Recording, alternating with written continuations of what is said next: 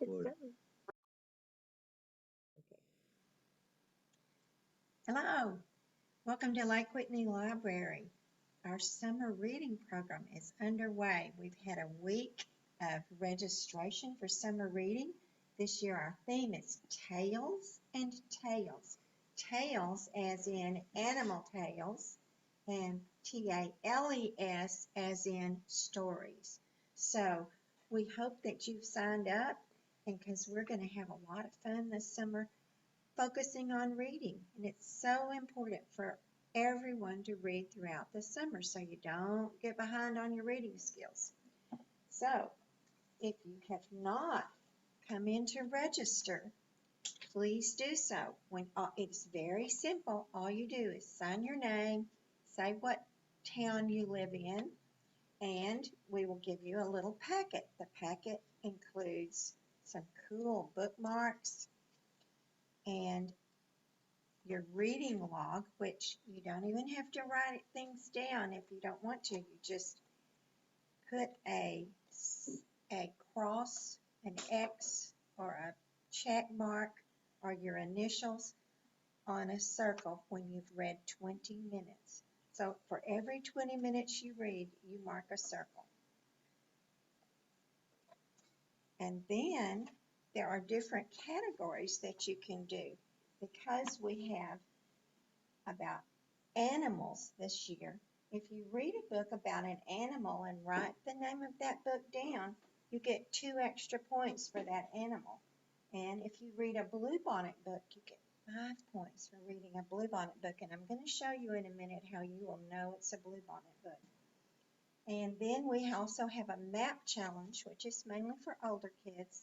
But if you or your child thinks that they're up to doing the map challenge, we will have one for them. So we're going to talk about the map today, and then we're going to also talk about some other things that we're doing.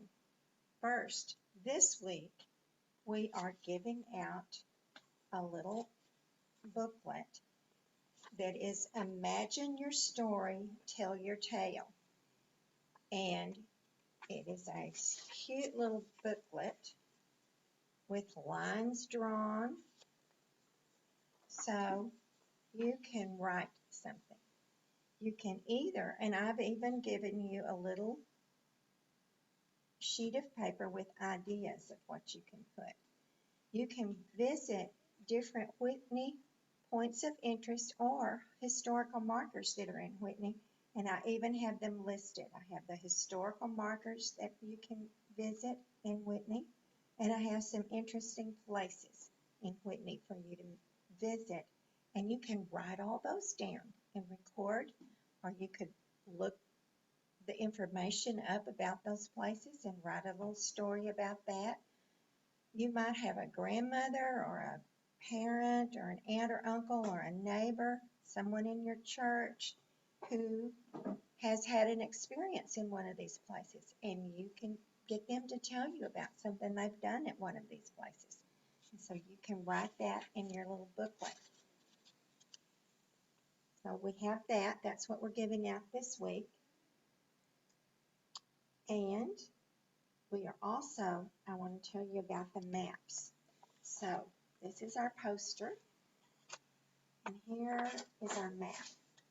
So our maps, the first thing we do on our map is you can color all the continents and label them.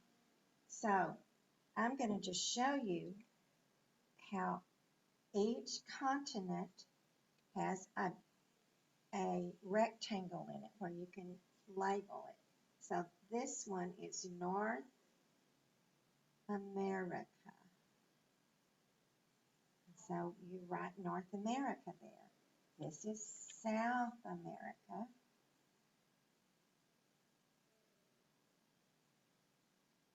This is Europe.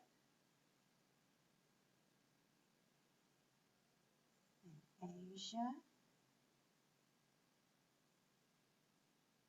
Australia.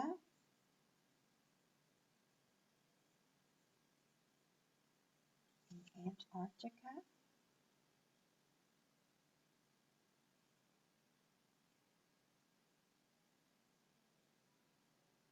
And then there are oceans. And you can label the oceans. This is the equator.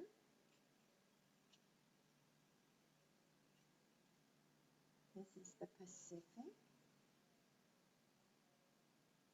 Atlantic, and so on. So you can label all these things, and you will learn a lot by labeling. And then you can also read a book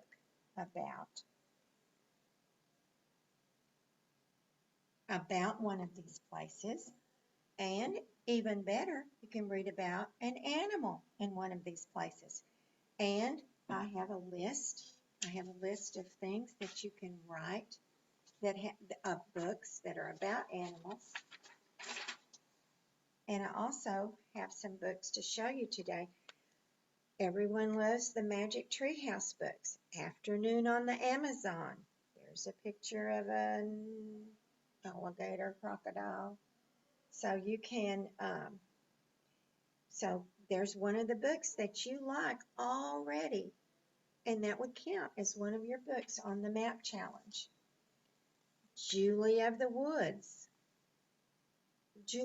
Wolves, about a girl who lives in Alaska, which would be North America, and a wolf is an animal. That book would count on your list. This is an awesome book. This is a book about three things. Number one, it's a book about a community in Africa. It's about cows. That's an animal. And it's about the cows are for America, and they sent some cows to America. But even better, it's a bluebonnet book. So the way you know a book that's a bluebonnet book, and you can write down and get credit for reading a bluebonnet book, is a book that has this. It will also have a tag, a blue tag on the spine that says bluebonnet, and then it will have a tag on the front of the book that will have the bluebonnet flower, and it will have the year. This one is 2010, 2011, and we're letting those count. We have the 2020, 2021, and we have the 21, 22 books as well. We have them in a special section on a shelf where the bluebonnet books are. We have those 19 and 20, 20 and 21, and 21 and 22 all separated out. So they're very easy to find. Many of them are books about animals. You don't have to read a book about an animal, but you get a few extra points if you do. So anyway, the bluebonnet books are easy to find. And then out after they are so old, then we put them out in the regular collection. But you always know when it's a bluebonnet book because it has this bluebonnet on it. So there's that. If you were older, like a young adult, we have this amazing book called The Jungle Book by Rudyard Kipling. And these are just classics, absolute classics, not really any pictures, but you know, he writes the book about a lot of interesting things, elephants, many different things, the white seal, Rikki-Tikki-Tavi, and it's set in India. So you will enjoy that book if you're older, or a family might enjoy reading this book, reading a chapter a night. Mom or dad read out loud to your younger children. It's a great story and a great book, and a great way to make your children love to read. This is a book, it's a nonfiction book, but it's called No Better Friend, A Man, a Dog, and Their Incredible True Story of Friendship and Survival in World War II. So it's set in Europe. It's about a dog and a man, and it counts. We also have a lot of great books. This is The Silk Road, Exploring the World's Most Famous Trade Route. So the Silk Road was a trade route from Europe all the way to through Asia into China. So it talks about animals, it talks about camels and pack animals, and you get a lot of information about going from here all the way to here and taking goods back and forth. We have a book about China myths, myths from China. Myths are tales, they're stories, stories handed down through the years. We have a Smithsonian Geography, visual encyclopedia. So you could check this book out and learn about a lot of different places and a lot of different things happening on our earth. And there are some cheetahs. We have this great book about an elephant. And elephants are from Africa. So there you have that. We also have books about the turtle summer, books about turtles who live in the ocean and migrate through the ocean. So you've got a book about things that are going on in these oceans. And of course we have shark books, books about creatures in the ocean. So we also have this amazing book, and this is a reference book. It can't be checked out, but it's a book. It's called the Jigsaw Book, Animals of the World. And it's a complicated book to take apart, so we're not going to take it apart and do it as a puzzle, but we would let you look at this book, and you might find out what animals, if you're unsure what animals might live on what continent. Here it starts with Africa. And we see lots of animals on here. It has a beautiful picture. There's a giraffe and an antelope and a rhinoceros, a zebra, a lion, an elephant, and all these lovely birds, a hippo. They live in Africa. Here it shows them in Asia. All the different animals in Asia, tigers and different monkeys and gorillas and panda bears. They're one of the most rare animal in the world. Did you know that? I didn't know it until I read it in a book. That's why books reading is so important. Australia. We have some great animals in Australia, like a kangaroo and a koala bear and a wombat and all kinds of interesting things live in Australia. In North America, that's where we live. There's a woodpecker. I have these in my backyard. You probably do too. And hummingbirds, I have them, and cardinals, turkeys. But there's a great big old grizzly bear. I don't want a bear in my backyard. So here are different animals that you may see or may not see unless you go to another state. South America has lots of beautiful exotic animals, and I always think of the beautiful birds in South America. And they also have a lot of interesting monkeys and leopards. In Europe has a lot of similar birds that we have in America, such as fox and deer and elk.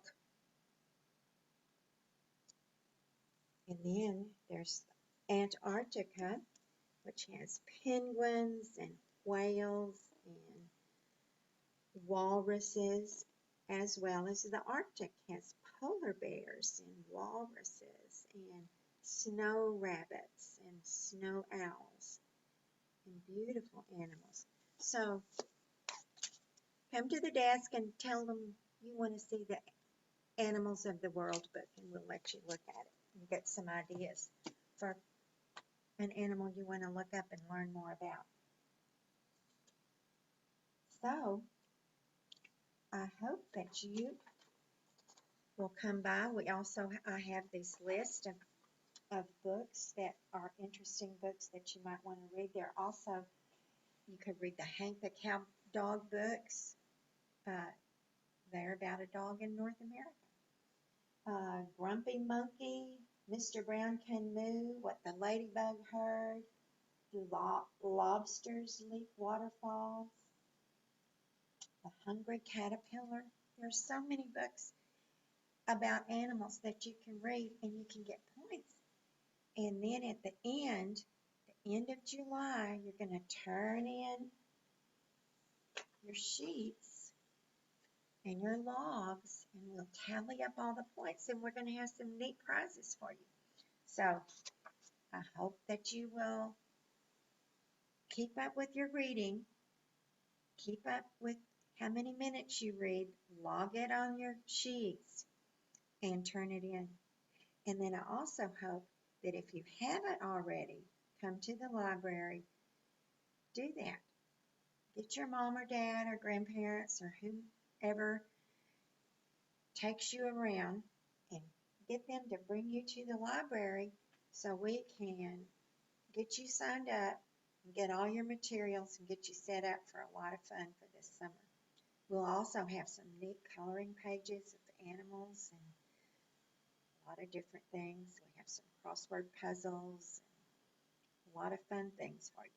So we hope to see you soon at the library. Thank you.